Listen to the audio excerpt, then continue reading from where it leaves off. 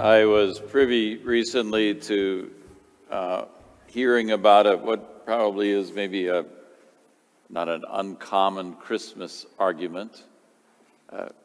Apparently, this family every year would go out to cut down a Christmas tree, go to one of those tree farms and choose their own tree. So Dad and a couple of the boys went out to go pick a tree. So they picked a really big one. And so when they brought the tree home, Mom said, "You're crazy. There's no way this is going to fit in the house. Where we normally put the tree, it's not going to fit there."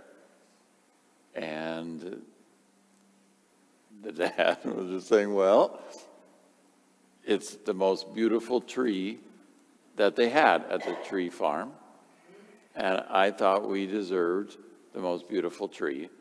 And when you have something this beautiful, you need to make space for it. So I don't know the end of the argument. I don't know who won, if the tree ever got in there or not.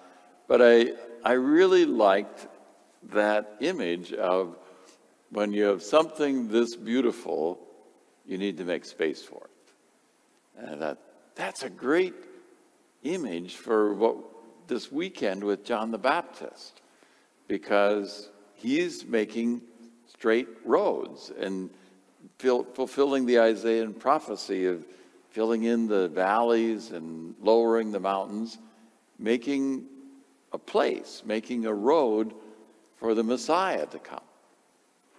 And this is our Sunday, this one and next one, when we're focusing on repentance.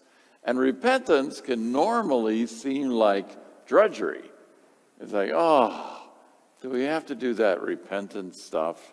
This is kind of like Lent. Oh my gosh, this is so miserable. But no, it's to make space for something beautiful. The other imagery is just like what Mary and Joseph were probably doing, is they were making space for a baby. I've not had that experience. I've watched my siblings go through that experience over the years, and now the nieces and nephews as they make space. But you just can't all of a sudden have a baby come in your life, right? And now I've had friends who have been at the last minute gotten word that their adoption went through, where they were hoping and hoping and hoping to get a child, and then you only have a couple days to get a room ready. Then they're scurrying everywhere to make space for that child. But for most people, they have a few months anyway to make space for something beautiful, to make space for a child to come into their life. It's a good thing, but it dramatically changes their lives. Dramatically. It's never, ever again the same. Better, hopefully. Amazing. And so it is when we do repentance. Only at the time we're getting rid of something, we might want to hang on to it as something really good. Okay, but I really like this sin. I really like this thing that gets in the way between me and God. I want to hang on to it, and so I fight it. No, repentance is a terrible thing.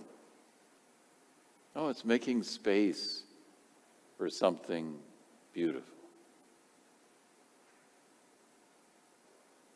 So this week, the church would encourage us then to look and see what is there that has been getting in the way.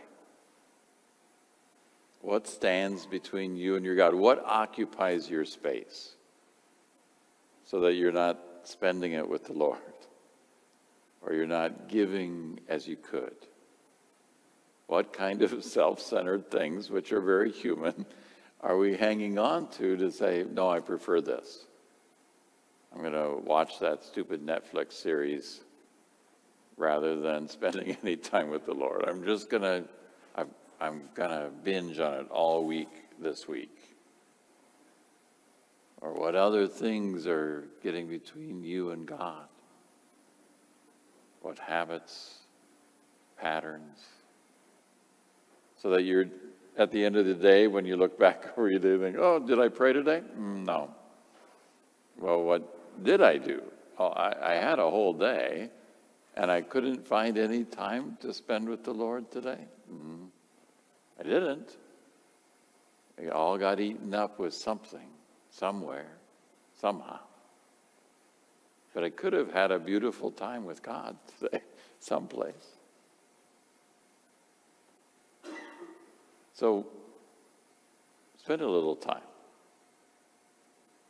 looking into your life this week and see if you can make a space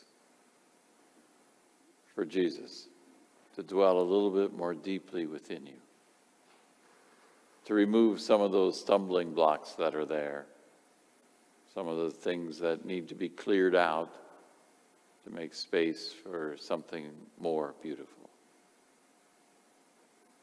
And while you might be resistant to getting rid of those things, it really will be better.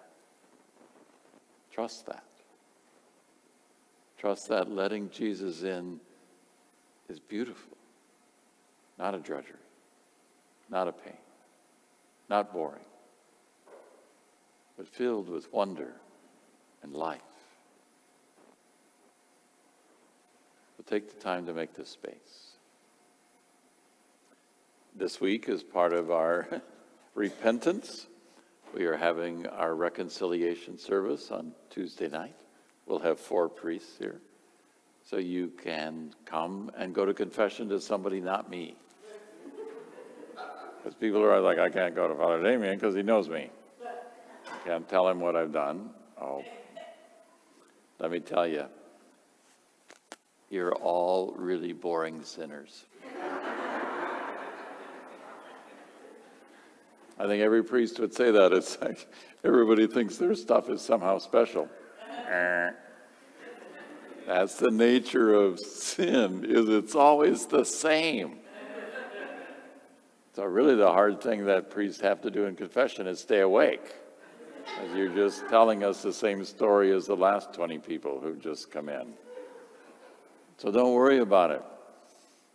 We're not going to think it's anything that amazing. But we will be amazed by God's mercy, which is always there. So whatever you've been hanging on to, whatever you've been clinging to, whatever has filled up that space so Jesus can't get in, we'll be celebrating with you, with God's help, that it will be cleaned out. Then Jesus can come and live in your heart.